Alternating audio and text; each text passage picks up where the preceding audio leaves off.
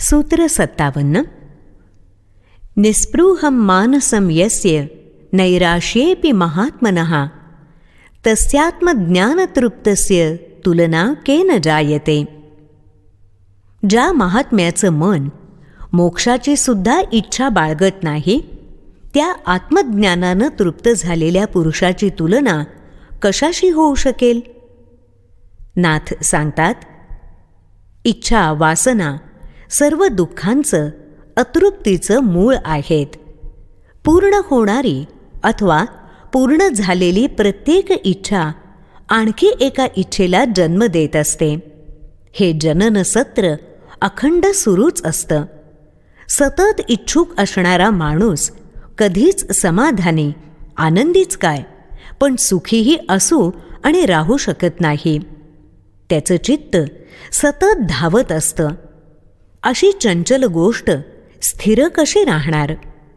इच्छापूर्तीतून किमान सुख तरी प्राप्त होईल अशी सामान्य माणसाची इच्छा असते. पण हेच अंतिमतः दुःखाचं मूळ कारण आहे ह्याचं त्याला ज्ञान आणि भान नसतं. कारण इच्छा पूर्ण झाली तरी तिचा उपभोग संपला की दुःख होतं, आणि अपूर्ण राहिली तर अधिक प्रमाणात दुःख होतं.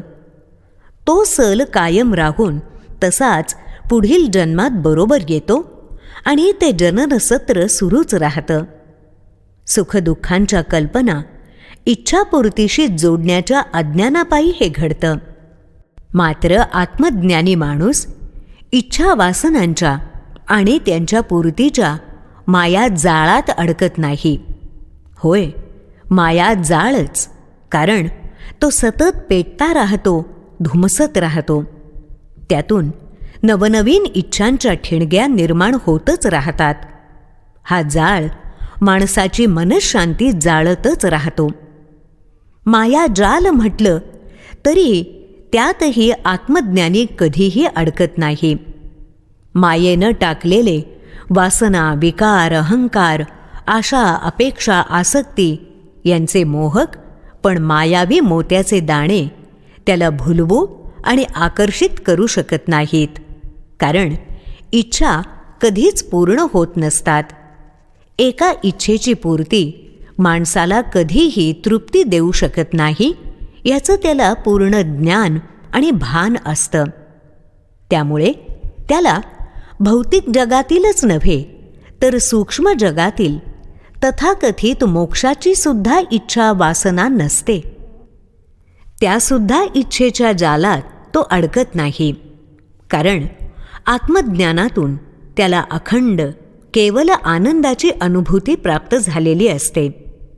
त्यानंतर आणि त्याच्या पुढे त्याला अन्य कुठल्याच इच्छेची वासना उरत नाही.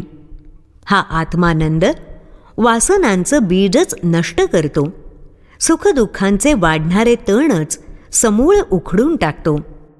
आत्मानुभूतीसारखा परम आनंद अनुभवत असताना त्याला कुठलीच आणि कशाचीच, अगदी मोक्षाची सुद्धा इच्छा उरत नाही. तीही इच्छा नसल्यानं ती पूर्ण होण्याचं सुख अथवा अपूर्ण राहण्याचं दुःख नाही. त्यामुळे कुठलंही भय, चिंता नाही. त्यामुळे चित्त अस्थिर असण्याचा धोका नाही. अशा आत्मानंदी माणसाची तुलना कोणाशी आणि कशी होईल. आत्मानंदी माणूस अतुलनीयच ठरतो.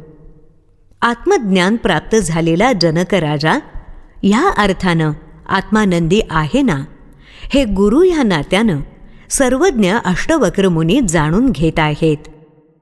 राजा जनकाच्या मोक्षप्राप्तीसह सर्व इच्छा नष्ट झाल्या आहेत ना, ह्याची ते परीक्षा घेत आहेत.